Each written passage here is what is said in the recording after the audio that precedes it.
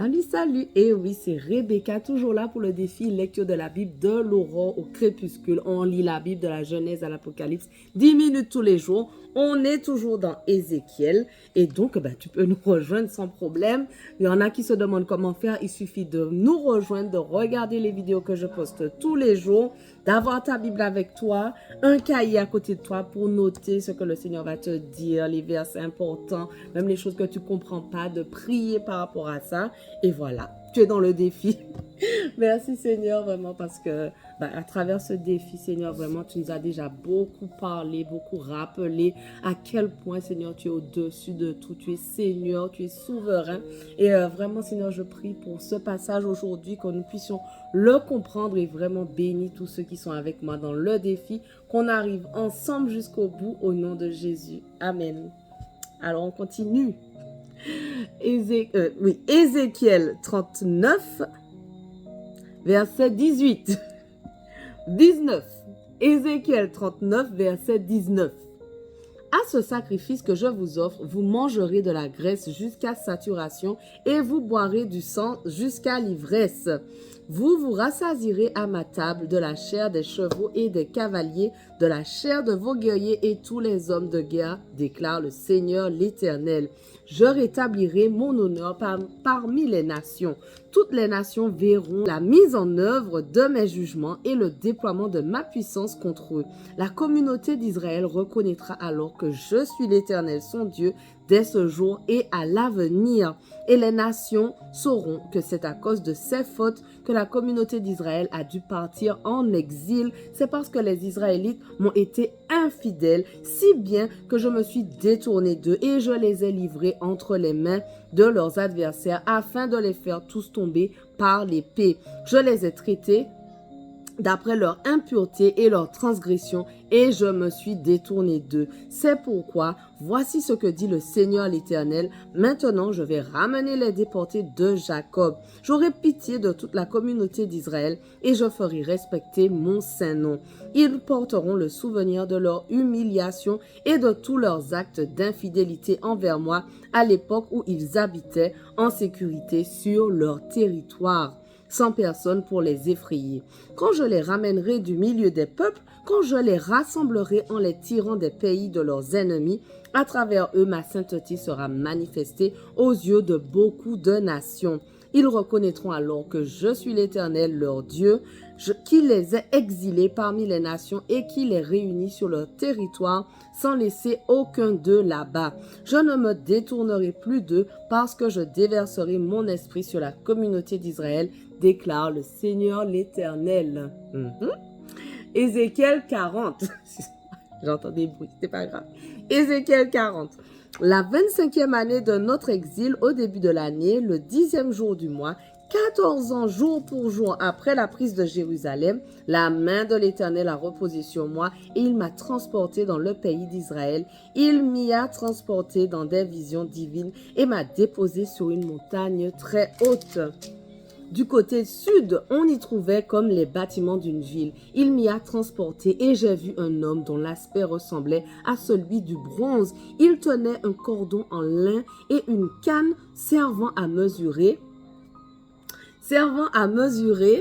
Il se tenait à l'entrée. Cet homme m'a dit, fils de l'homme, observe bien de tes yeux et ouvre bien tes oreilles. Fais attention à tout ce que je vais te montrer. En effet, si tu as été amené ici, c'est pour que je te le montre. Rapporte tout ce que tu verras à la communauté d'Israël. Un mur extérieur entourait le temple de tous côtés. Dans la main de l'homme se trouvait une canne à mesurer de 6 mesures. Chaque mesure avait 8 cm de plus que la mesure ordinaire. Il a mesuré 3 mètres pour la largeur de l'enceinte et 3 mètres pour sa hauteur. Il s'est rendu à l'entrée du côté est et en a gravi les marches. Puis il a mesuré 3 mètres de large pour le seuil de la porte et 3 mètres de large pour l'autre seuil. Chaque local mesurait 3 mètres de long et 3 mètres de large. Il y avait entre eux un espace de 2 mètres et demi. Le seuil de la porte, près du vestibule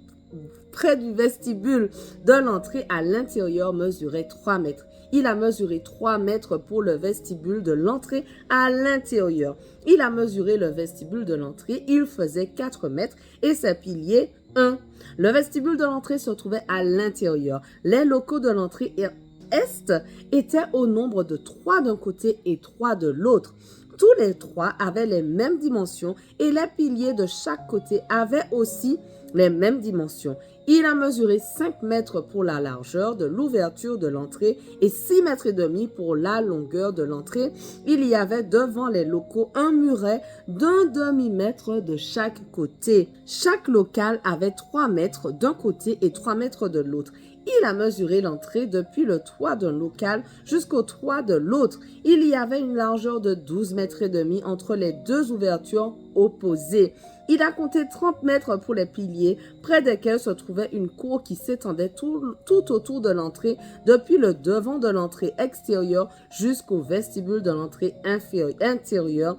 Il y avait 25 mètres. Il y avait des fenêtres grillagées tout autour des locaux et de leurs piliers à l'intérieur de l'entrée. Il y avait aussi des fenêtres tout autour du vestibule à l'intérieur. Des branches de palmier étaient sculptées sur des piliers.